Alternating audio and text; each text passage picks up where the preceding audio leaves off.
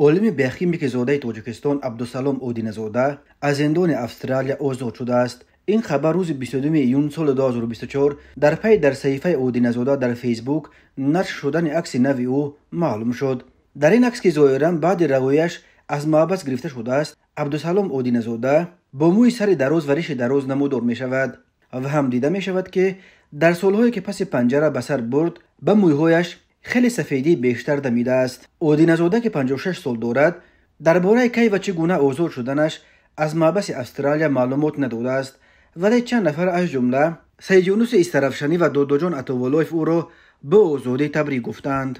عبدالسلام اودینزاده که 25 ژانویه سال 1968 در دهه سرخ اصفره به دنیا آمده، در روسیه تحصیل و چند سال کار کرده بود. سال 2006 به استرالیا کوچیده، بعدا شهروندی آنجا را به دست آورده بود. اودینزاده چندین سال در استرالیا مشغول کارهای علمی در رشته بیوشیمی بود و در دانشگاه درس میداد.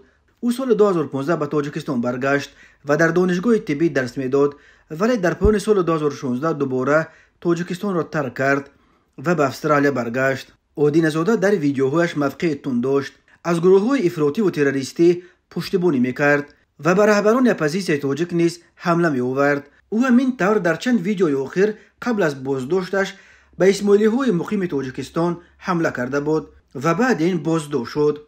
به ضد اودینزاده در تاجیکستان قبلا با اتهام افراطگری پرونده جنایتی شده بودند، ولی بعد آن که او به تنقید رهبران اپوزیسیون در تاجیکستان ممنوع نهضت اسلامی پرداخت، ترول‌های طرفدار حکومت از فابریکه جواب به ستایش اودینزاده سر کردند که عقلش در اومده است و خطایی خود را فهمیده است. خود اودینزاده در چند ویدیوی قبل از بازداشتش رهبران اپوزیسیون را ابدار میکرد که به مقامات استرالیا از وی شکایت کردند. اودینزاده 22 دکمبر سال 2020 در نزد منزلش در شهر پرت مرکز ایالات استرالیا غربی دستگیر شد. دادگاه استرالیا 26 آگوست سال 2022 عبدالسلام اودینزاده را با جرم تبلیغ تروریسم در ویدیوهای در یوتیوب نشر کردهش به 3.5 سال زندان محکوم کرد. در آغاز به ضد اودینزاده 18 عیب مربوط به تروریسم اعلام کرده بودند، ولی در اول ماه آگوست سال 2022 او به معامله با تفتیشات راضی شده یک عیب مربوط به تبلیغ تروریسم در همه 15 ویدیوی در کانالش نشر شده را به گردن گرفت و دادگاه او را حکم نسبتاً سبک داد. دادرس تروی سوینی گفته بود رفتار اودینزاده بزم استرالیا به سمت حسن تحمل، گوناگون فرهنگی و آزادی بیان تهدید ایجاد میکند. تحمل چنین عقیده های کاملا عاری از مسئولیت خطرناک است، گفت دادرس. مطبوعات استرالیا نوشته بود که اودینزاده در بسیاری از ویدیوهایش از تماشابینان خود دعوت میکرد که سلاح به دست آورده گروه‌های مسلح تشکیل دهند و به ضد حکومت آشوب برداشته تاجیکستان را از تأثیر کافران به مثل روسیه و خطای آزاد کرده در کشور خلافت اسلامی برپا کنند. از جمله در ویدیوی به نام حمله مجاهدین که ماه ژانویه سال 2019 در یوتیوب گذاشته است، او از مجاهدین دعوت میکند که حکومت را در دهات تاجیکستان به دست خود بگیرند.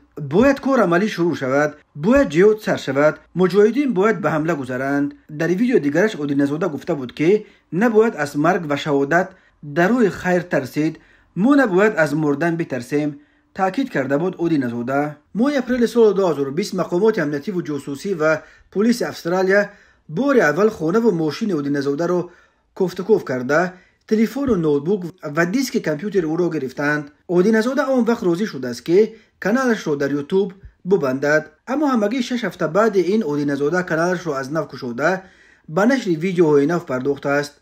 او اکنون به تماشابینانش میگفت که به خاطر جلوگیری از بسته شدن کانالهایش و حبس خود در بیان فکر و نظر خود احتیاط میکند.